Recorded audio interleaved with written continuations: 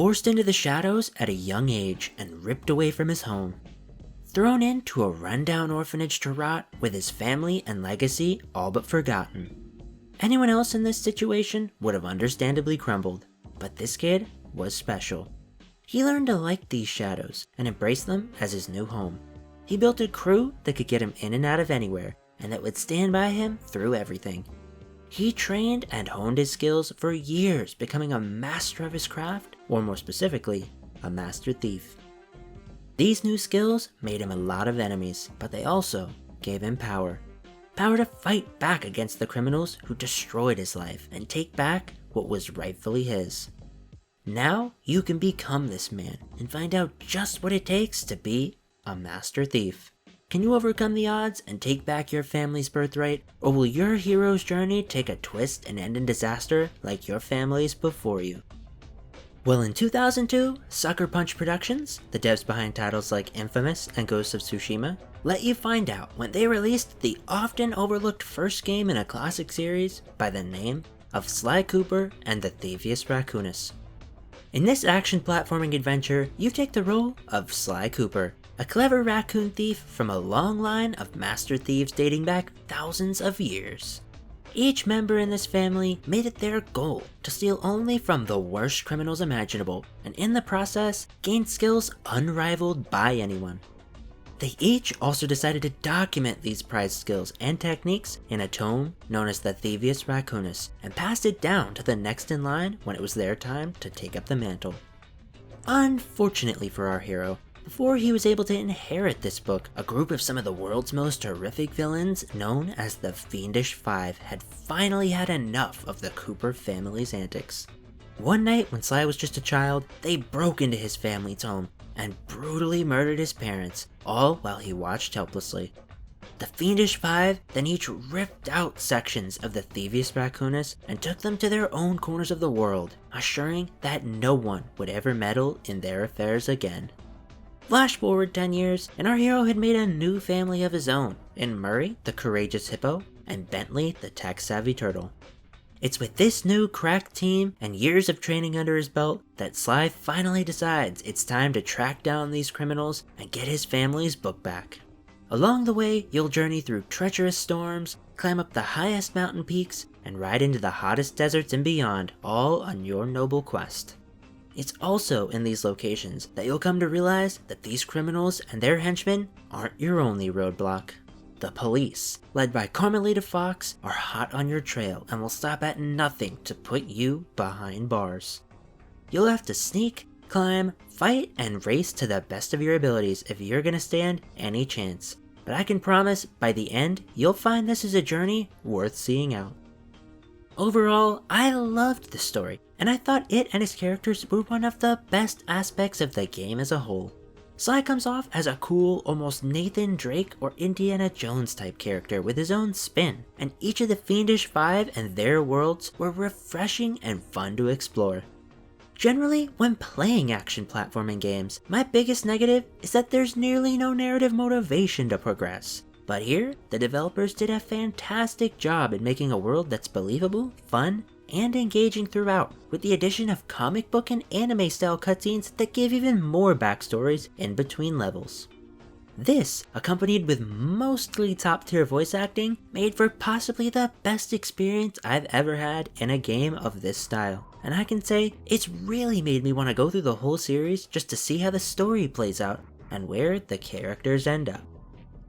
Now that we've finished covering our heroes' backstories and motivations for this epic journey, we've got to take a look at the gameplay, as it usually functions as the main draw in this genre of game. See, Sly Cooper is essentially an action platformer in the vein of titles like the 3D Marios, Spyros, and Crash Bandicoots. This means that throughout most of the runtime, you'll be traversing through a number of locations by utilizing fairly simple platforming and combat mechanics to collect items, fight enemies, and reach the end of levels in one piece.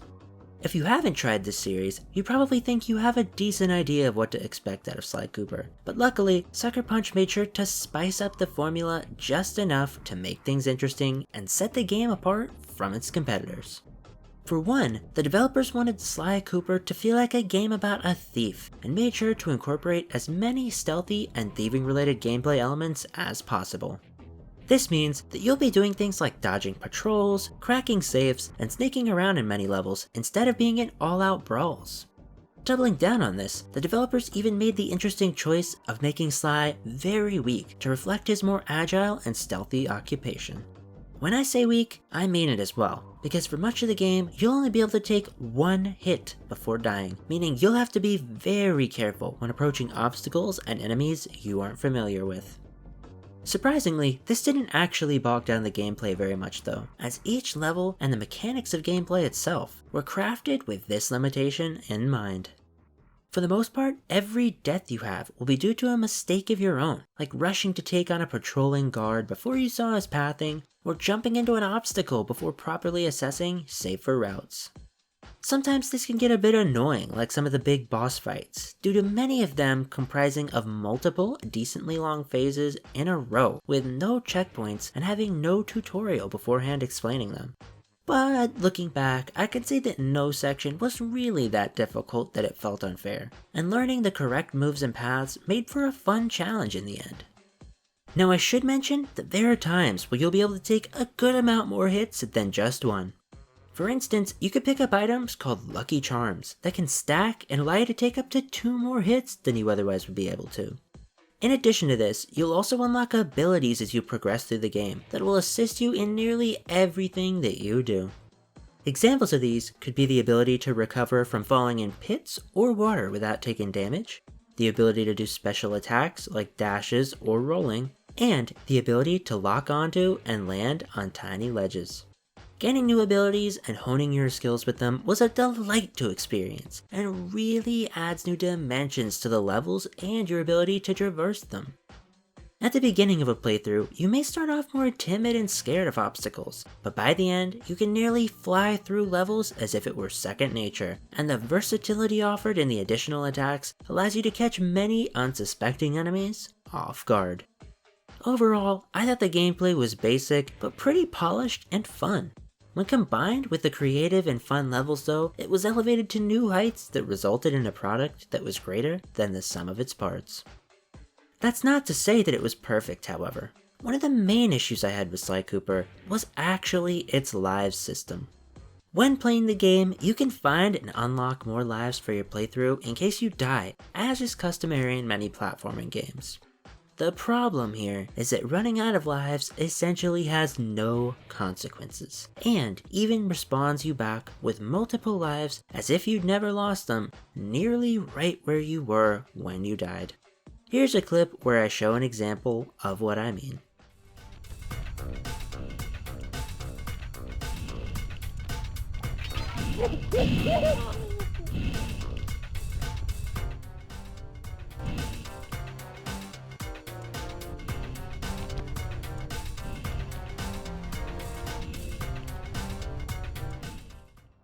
This doesn't remove all difficulty in the game, as some sections can still be challenging just to get past and progress through in themselves, but it for sure does take some of the stakes out of the adventure when you discover this.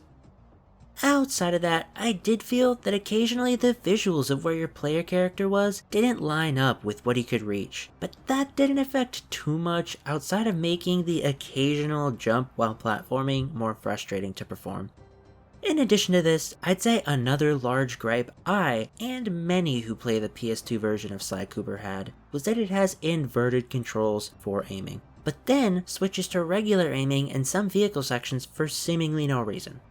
No way to invert the controls back to normal is present in the PS2 version. However, if you emulate the game, you can manually switch them back and forward whenever you need yourself. I also believe that the controls in the remastered version of the game, available on PlayStation 3 and Vita, as well as on the PS4 and 5 via the classic game streaming, are set to what would be considered normal today if you prefer to avoid dealing with that. I played an emulated version of the original PS2 game, and personally, I think the graphics held up extremely well. The cartoon cel-shaded style remained timeless despite the years passing, and many scenes in this version still look great to this day. The remastered version in the Sly Cooper collection does improve on the sharpness of the graphics, but also slightly changes the art style, which in my opinion makes it not a straight upgrade compared to the original.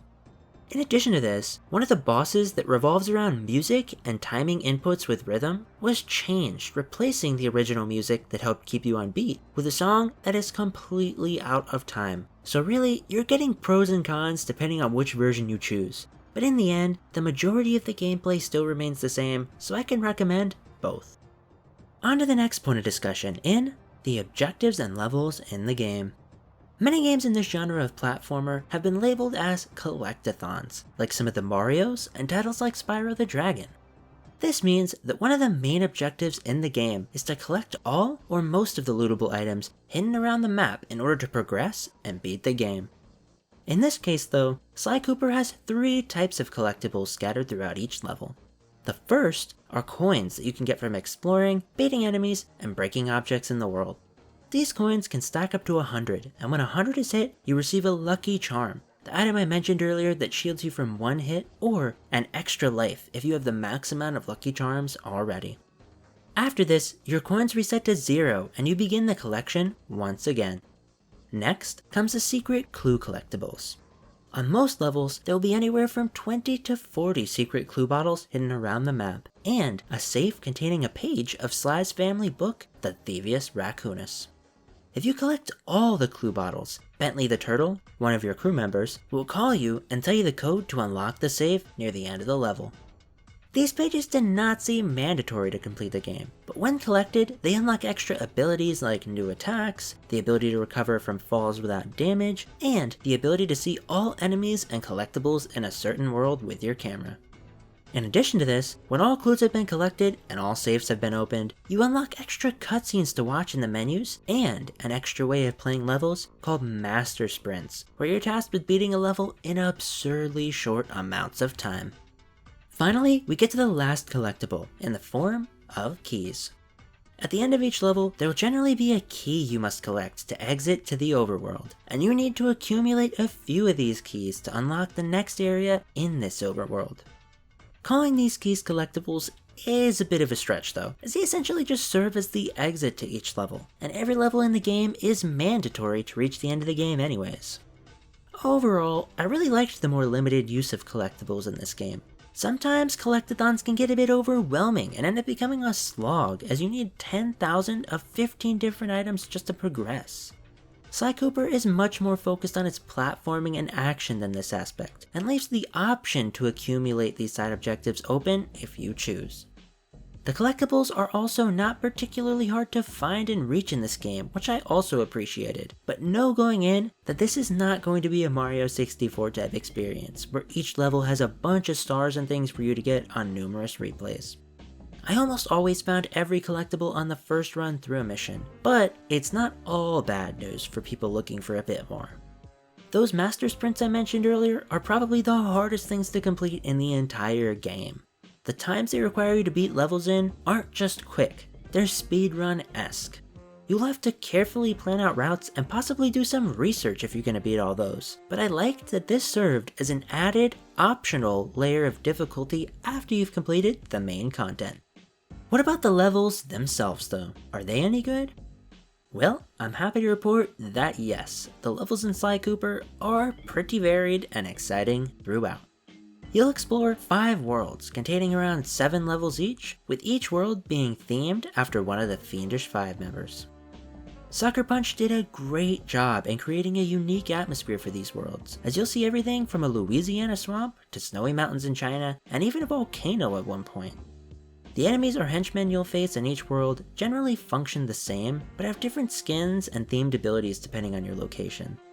In terms of the actual levels within these worlds, those vary greatly too. Most of the time, you'll be running around on foot as Sly Cooper, dodging lasers and search parties, as well as platforming from ledge to ledge. These sections make up the core of the gameplay, and are really a joy to play, as they make use of so many creative backdrops and encounters, like giant casinos and ancient temples, to keep you entertained. Then, in addition, you get a number of different style missions, which are scattered throughout the world and can involve anything from racing to turret sections, and even little mini games like one where you have to smack a bunch of chickens and avoid bombs. All in all, Sly Cooper doesn't really get old, as every time one form of gameplay or one location gets a bit stale, it changes things up and gives you a new bit of both. I'd say across its 7 or 8 hour runtime, you'll stay entertained through it all. In my opinion, the missions went a long way in making this game as good as it was. Sucker Punch managed to cram so many beautiful and unique environments in, and even cool physics-based set pieces on top of that. The character of the world and its inhabitants really fly off the screen here, and make the whole package a lot more endearing and memorable in the end. And last but not least, we get to the music in the game, which was surprisingly good as well. Ashif Hakik, who's now sadly passed away, really nailed the stealthy atmosphere that Sucker Punch wanted in this game. Lots of the songs make use of electric sounds and low-key beats to give you an exciting but stealthy vibe and age level. Not only this, but Hakik managed to sneak some retro sounds in as well that reminded me a ton of old arcade games and titles like Mortal Kombat. I'd say the soundtrack won't blow you away with high-tempo bangers, but it adds a perfect amount of atmosphere to realize the world and stealth-focused feelings that developers wanted. A few of my favorite songs in the track list were Inside the Stronghold, Into the Machine, and The Swamp's Dark Center. Well folks, that about sums up the classic that is Sly Cooper. I'd pushed off playing this game for a while because I've never been the biggest fan of collectathons or action platformers, but the character and charm of this title really won me over. The voice acting is great, the story, while simple, is engaging, the platforming is polished, and the world and music really tie the whole package together. Even the stylized cutscenes and extra anime Japanese voiced cutscenes are a joy to behold and make you feel like you're watching a Pixar movie or something. In the end, I can recommend this game to fans of old school platformers and even anyone just looking for a quick, timeless bit of fun. For all these reasons and more, I'm giving Sly Cooper and the Thievious Raccoonus an 8.5 out of 10.